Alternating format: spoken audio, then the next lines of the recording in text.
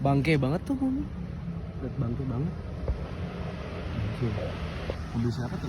Tusuk nggak tahu. Gue yang punya. Ayo kita deketin yuk. Kita lihat. Oke, lebih bangke. Ayo.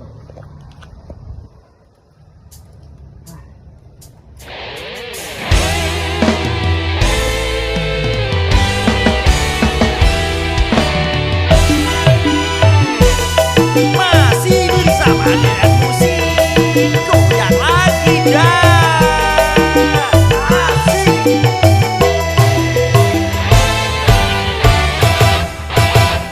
Ayo ayo joget-jogetan, goyang-goyang, goyang koplangan. Kita deketin. Ternyata emang beneran bangke. Lihat nih. Udah ngelotok-ngelotok. Tuh. Ada baretnya di sini nih. Nih. Kan bego ya nih yang punya nih. Waduh. Mana parkir tempat gak boleh parkir lagi no, lihat. Mana nih. tuh? Tuh lihat Wah, tuh. kacau. Jangan dicontoh nih yang kayak gini buruk nih. Ah ini ban botak. Ini masih dipakai. Wah, daripada ngomenin mulu mending di-review nggak sih? Tapi sayangnya bangke-bangke ini adanya cuma ini. Jadi mau nggak mau kita pakai yuk. Ayo. Yuk. Nah, jadi mobil bangke yang tadi kita lihat yang ternyata punya gue sendiri, yang tetap punya cuma ini. Hah? Ada beberapa yang udah dirubah nih. Apa tuh? Nih kita lihat. Yang pertama, bumper depan. Kenapa bumper depannya dirubah? Karena bumper ini ada, nih lihat nih bolongan ini. Nih, bolongan ini bukan sekedar bolong. Dia sebenarnya ada fungsinya. Fungsinya buat apa? Fungsinya buat naruh winch. Kalau mau tahu winch itu apa, boleh dilihat di IG pokoknya ngebul. Nah, mobil ini dasarnya adalah Nissan Navara 2010 dengan kode bodinya D40. Mesinnya diesel 2500 turbo. Nah, mobil ini bisnya nih, lihat nih.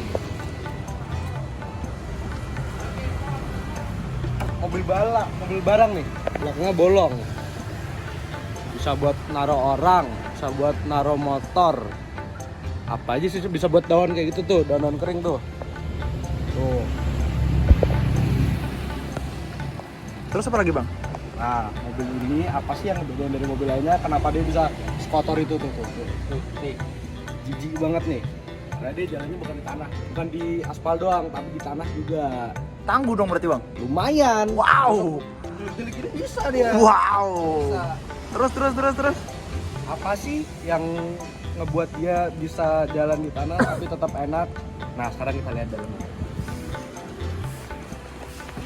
Semua itu bisa karena ada nih. Karena ada barang ini. 2WD, 4H, 4 low. Tuh. Apa sih semua itu?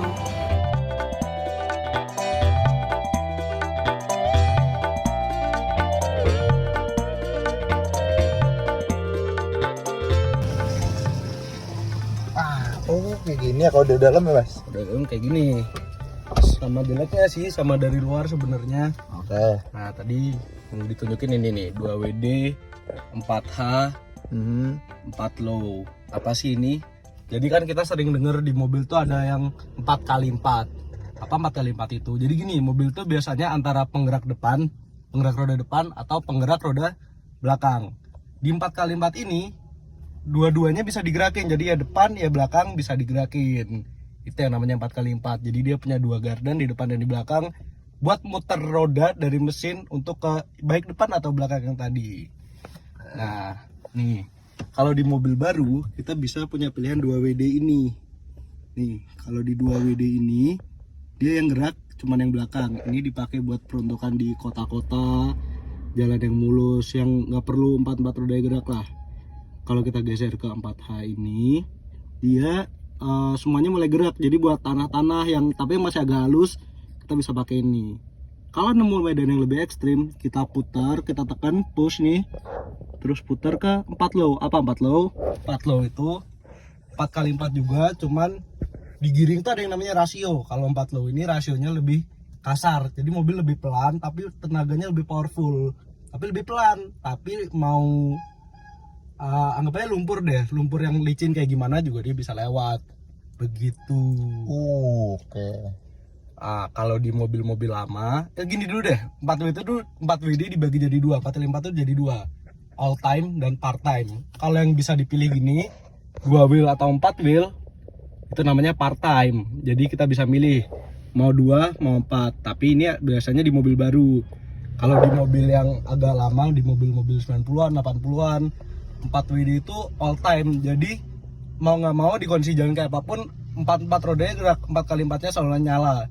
Tinggal milih mau 4 high atau 4 low kayak yang udah dijelasin tadi. Oke. Terus itu untuk apa, Bang?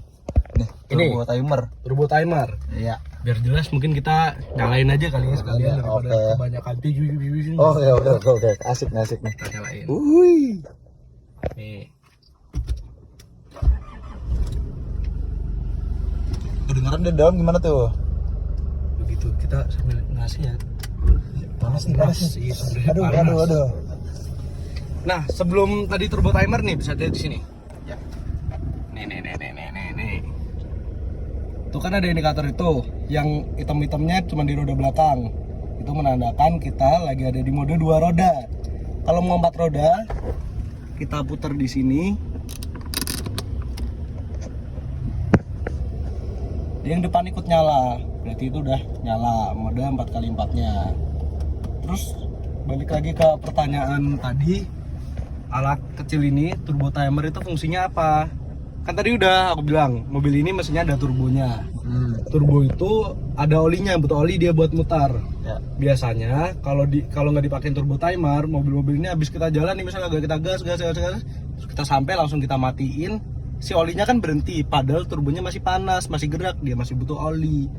Makanya si turbo timer ini ngejaga untuk setelah kita putar kunci buat mati, dia stay dulu, dia bisa 15 detik, bisa 30 detik, bisa 1 menit, atau ya tergantung settingannya, biar dia nggak langsung mati, biar turbonya cool down dulu, udah kelar, bener-bener berhenti, baru dia mati. Itu memperpanjang umur si turbonya gitu.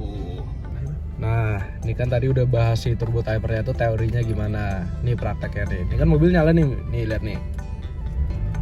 Tuh kan masih nyala. Terus kita putar kontaknya ke off. Tapi mobilnya masih nyala dulu. Padahal kuncinya udah diambil.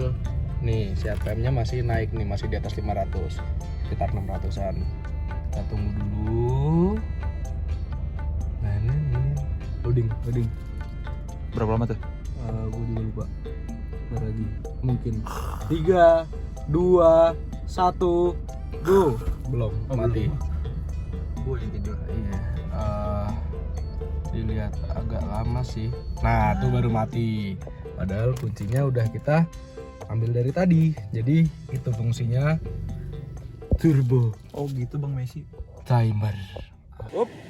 Nah, jadi gitu aja review singkat kita tentang ini mobil hari ini. Sebenarnya kita pengen sih bahas-bahas lebih lanjut lagi, tapi emang adanya itu doang, nggak ada lagi buat dibahas. Jadi terima kasih. Dadah.